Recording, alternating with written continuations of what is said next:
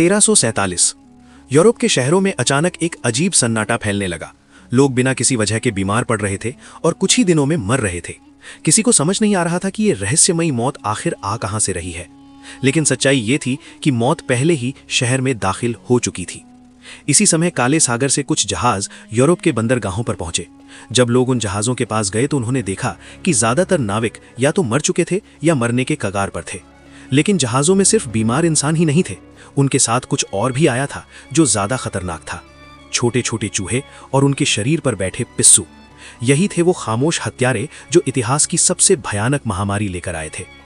कुछ ही दिनों में लोगों के शरीर पर काले फोड़े निकलने लगे, तेज बुखार आने लगा और कई लोगों को खून की उल्टियां होने लगीं। हालत इतनी खराब हो जाती थी कि एक बिल्कुल स्वस्थ इंसान भी सिर्फ 3 या 4 दिनों में लाश बन जाता था। धीरे धीरे पूरे यूरोप में डर फैल गया। गांव के गांव खाली होने लगे, शहरों की सड़कों पर लाशें पड़ी रहती थीं और इतने लोग मर रहे थे कि कई जगह उन्हें दफनाने वाला भी कोई नहीं बचा था। डॉक्टर अजीब अजीब लंबी चोंच वाले मास्क पहनकर इलाज करने की कोशिश करते थे।